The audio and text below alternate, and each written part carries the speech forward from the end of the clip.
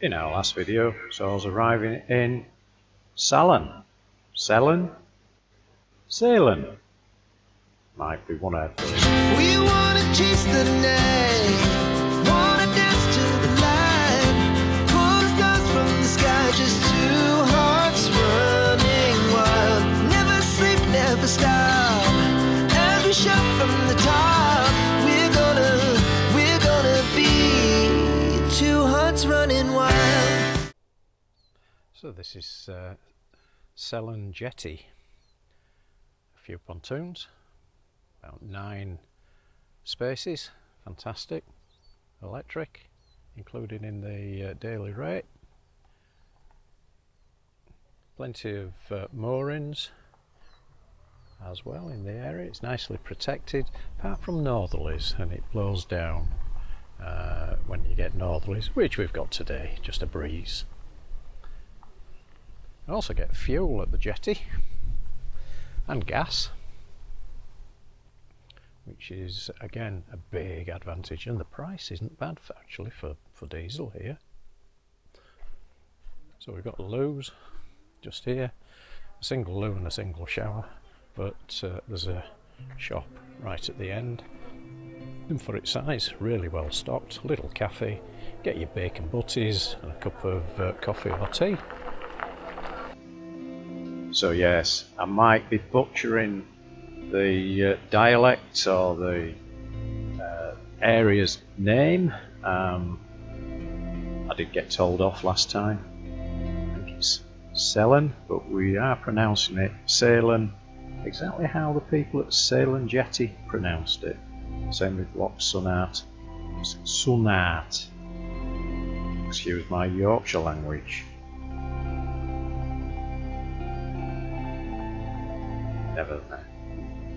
Nevertheless, it's a beautiful place. A little bit out of the way, very quiet, just the sort of place we like.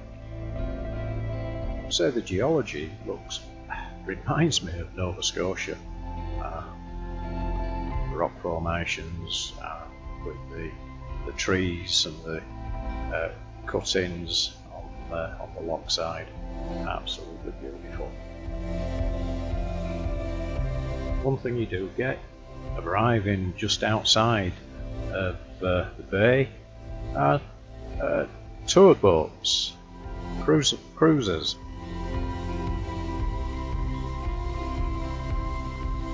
And they come to the jetty to get their feet ashore.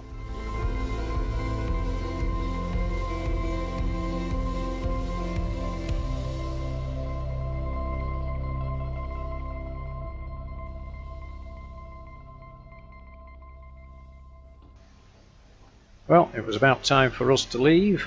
A little bit of indecision. Where did we go? What should we do? We decided we would head a little bit further up the loch to an anchorage.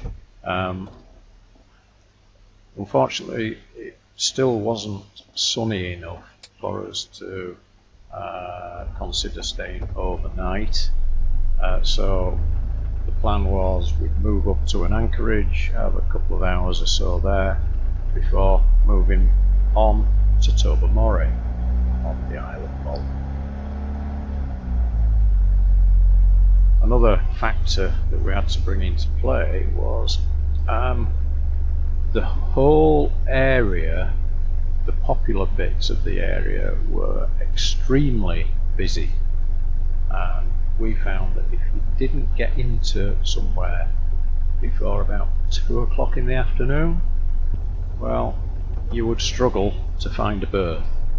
So we planned to try to get in by around about 2 o'clock and hopefully pick up a berth in Tobermory.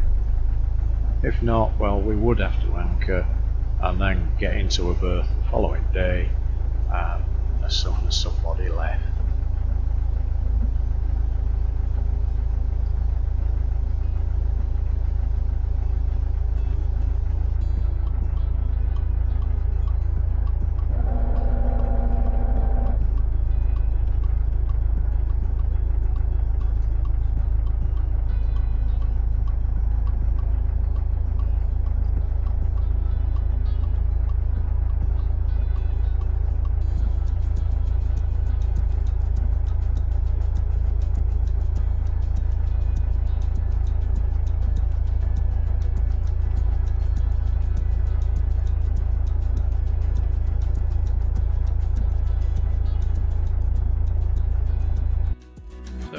stopped at an anchor point in Loch Sunart, a bit further up the loch. We're going to stay here for just a couple of hours or so. It's not really an overnighter.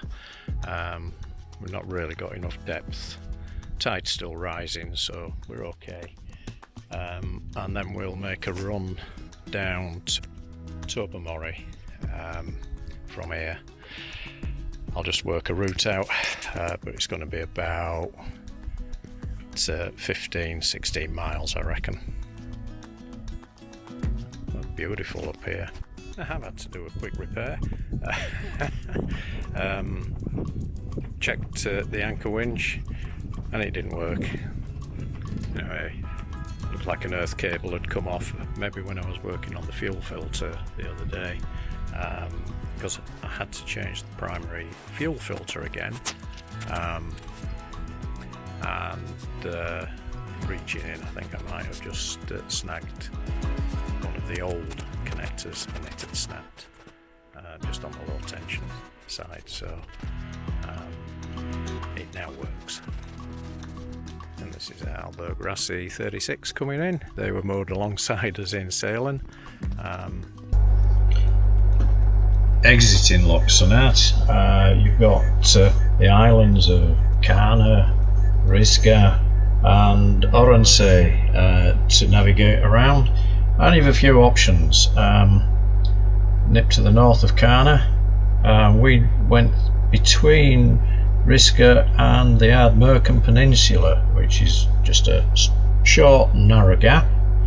You can go to the south of Risga and then switch back to the north of Oronsay, and then you're out back heading towards Red Rocks, and for us it would be a run across the Sound of Mull to Tobermory.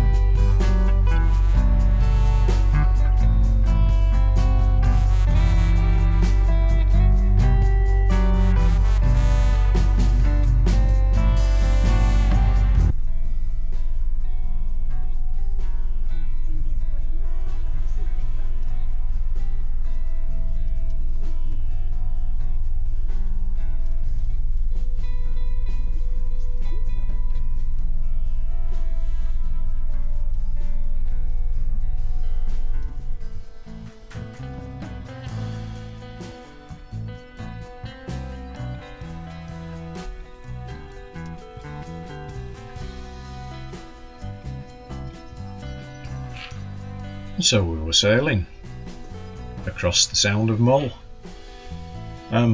We did have a slight issue. The Genoa pulled out fully, didn't want that.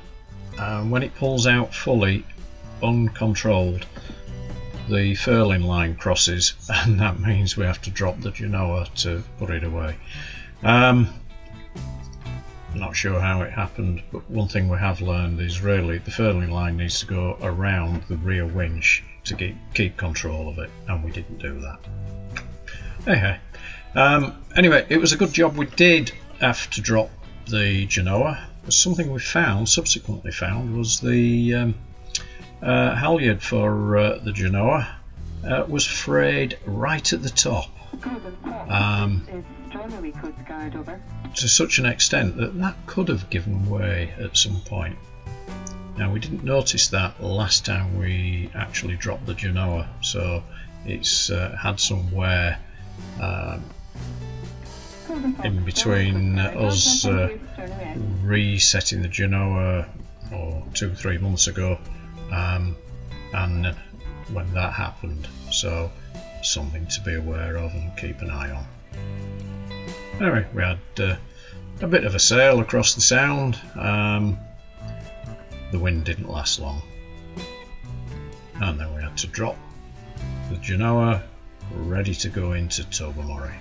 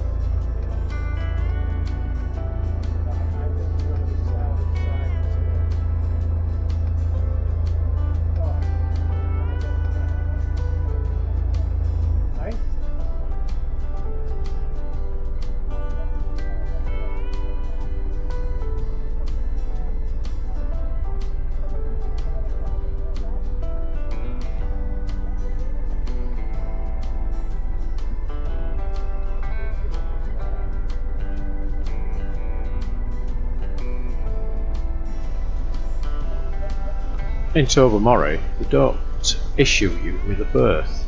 It's first come, first served. So you have to find a berth that's suitable for you. Of course, always when you come into somewhere strange, it's finding where you want to be. And then trying to find a slot that's big enough to fit you before somebody else nabs it.